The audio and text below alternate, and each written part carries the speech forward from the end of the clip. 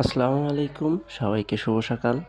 খুব সকাল থেকে ঘুম থেকে উঠলাম। এখন বাজে 7:15। So let's go.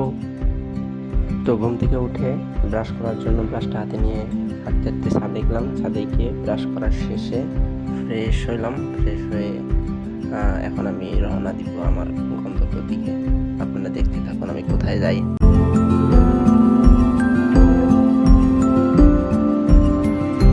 সো দেখতে পাচ্ছেন আমি আমার বউ এবং আমার সন্তানকে নিয়ে সকাল সকাল বেরিয়ে পড়লাম গন্তব্যস্থলে যাওয়ার জন্য।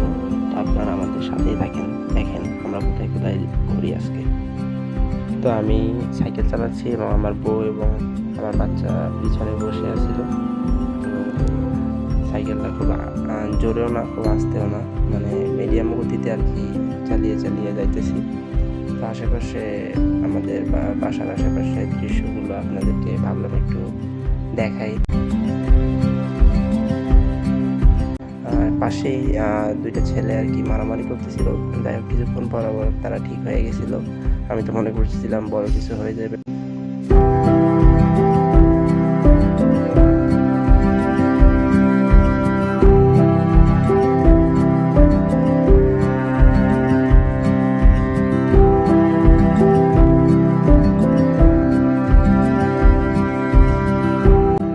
দেখি ওখানের আবহাওয়াটা আজকে কেমন।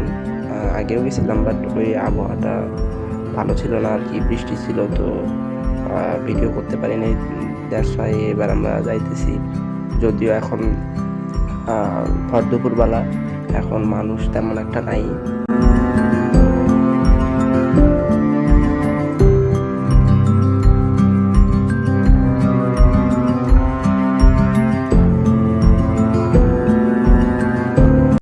ফাইনালি চলে এলাম আমরা সেই জায়গাটায়। এটা হচ্ছে নারায়ণগঞ্জে সিদ্ধিরগঞ্জ থানার অধীনে নাভানা নামক একটা প্রাইভেট প্রপার্টি। তো এখানে অনেক বিস্তৃত জায়গা জুড়ে শুধু গাছ, খেলার মাঠ, তো সবুজ ছায়া ঘেরা একটা জায়গা। বিকেল হলেই মানুষ এখানে ঘুরতে আসে। আপনারা দেখতে পাচ্ছেন অনেক সুন্দর সুন্দর আর কি গাছ এখানে আছে এবং অনেক বড় বড় গাছ।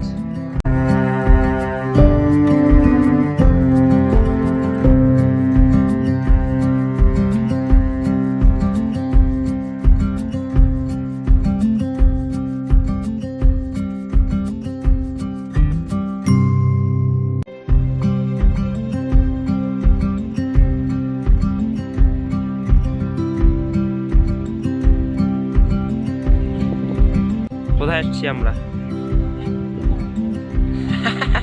এটা কেমন বান্দরবান?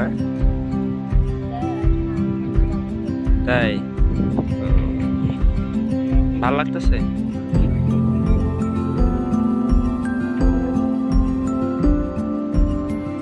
আমরা কোথায় আসলাম?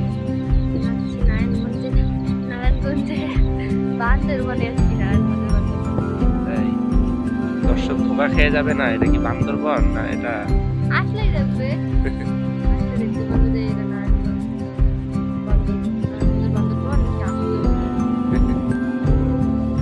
সত্যি চারিদিকটা এত সুন্দর লাগতেছিল, মনে হচ্ছিল অনেকদিন পর আর কি আমার গ্রামের দৃশ্যগুলো এবং গ্রামের যে দিগন্ত খোলা মাঠ এর কথা মনে পড়তেছিল।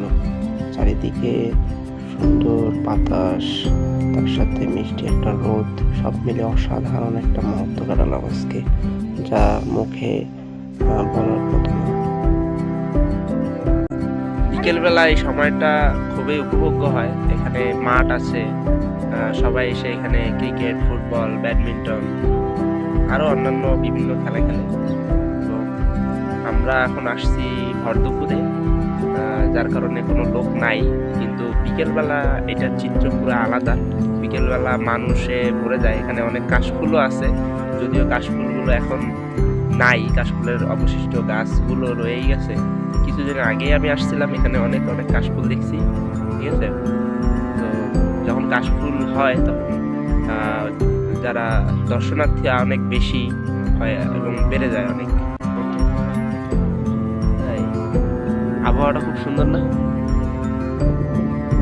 শহরের মধ্যে মানে এত কোলাহলপূর্ণ একটা শহরে এরকম ফাঁকা জায়গা খুবই বিরল। সাপ্তাহিক ছুটির দিনে এইসব জায়গায় বিকেলবেলা মানুষে ভরে যায় অবশ্য।